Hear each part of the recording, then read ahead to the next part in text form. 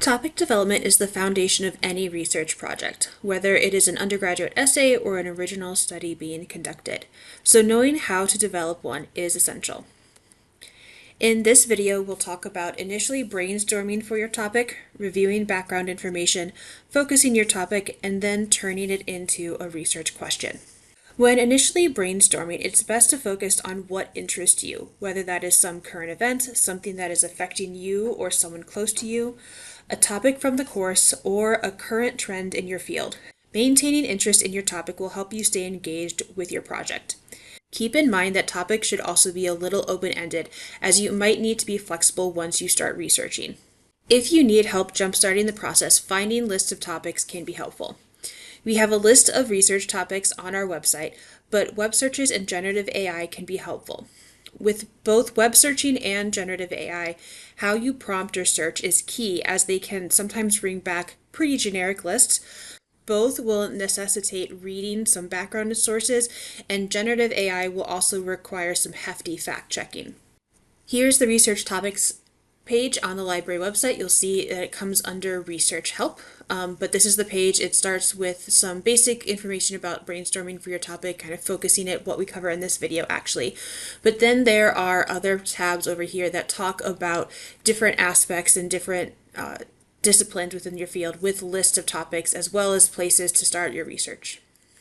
A quick Google search minus the AI will give you back a list of topics, but again, some of these are pretty either incredibly broad, so family and science, art and culture, technology, climate change is a little bit more specific, combating crime is a little bit more specific, countering terrorism, right? So there's a few that are a little bit more specific, but a lot of them are still very generic. Same thing with generative AI. When I prompted it to give me some persuasive essays for a college intro, again, very broad, very generic kind of things. It does give me kind of a suggestion to either argue for or against, or the positive and negative effects, benefits, drawbacks. So it's trying to kind of go for both sides. But even when I ask it to go a little bit more in depth and give me some specifics here, it definitely tries to keep that, both sides option here, as well as still being very generic. To make topics your own, using a tool like a concept map can be useful. Think about what you already know, what you want to know, and what contextual information your audience will need to understand the issue. You should include broad areas with more specific points so that, again, you have that flexibility.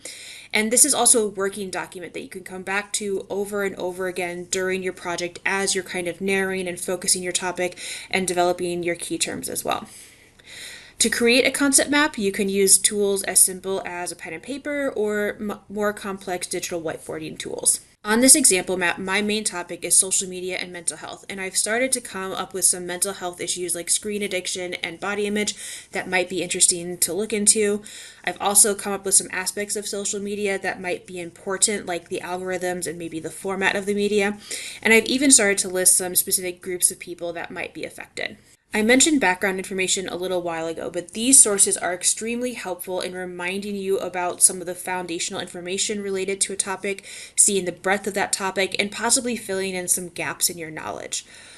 Classic background source is a tertiary source like an encyclopedia or a handbook.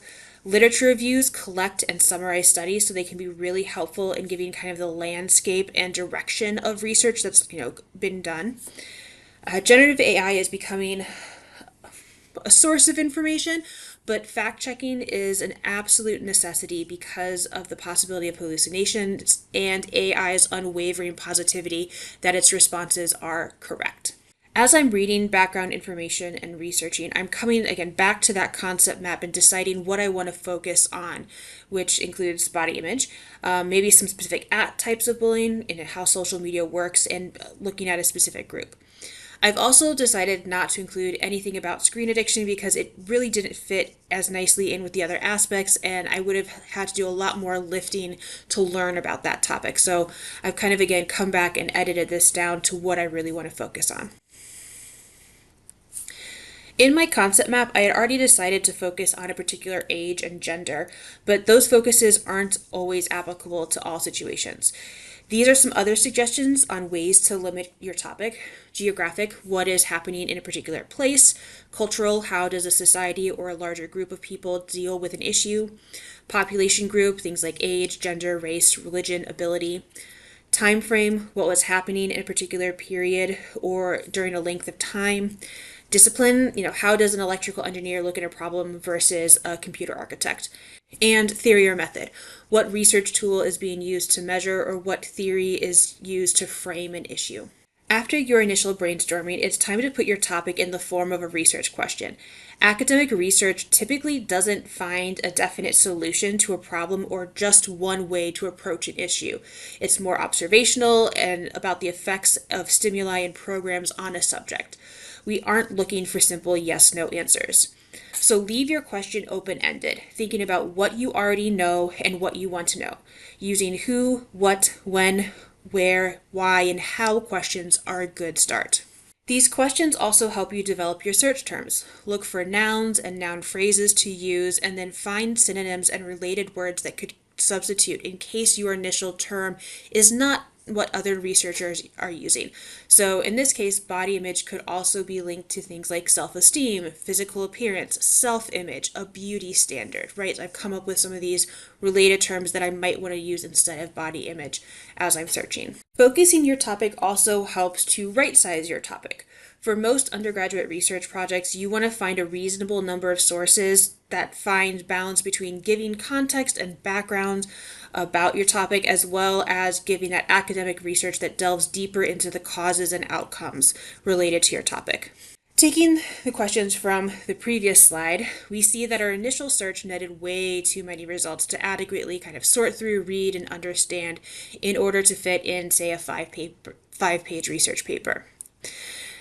The second question hit that sweet spot of a reasonable number of results. And I say initial number because most good researchers will have to kind of play around with their search terms and perform several different searches to find relevant sources. But that initial number is a good sign. The third question was far too specific, and we got back almost no results. This actually might be a good place to fill in with original research if that is part of your project requirements. Speaking of original research, many academic fields have created research question frameworks to help their practitioners develop research projects. Notice that the examples on this slide use similar focusing categories like population, time, method, and location to what I suggested earlier in this video. If you have any questions about developing your topic or your research projects in general, please ask a librarian. Thank you for watching.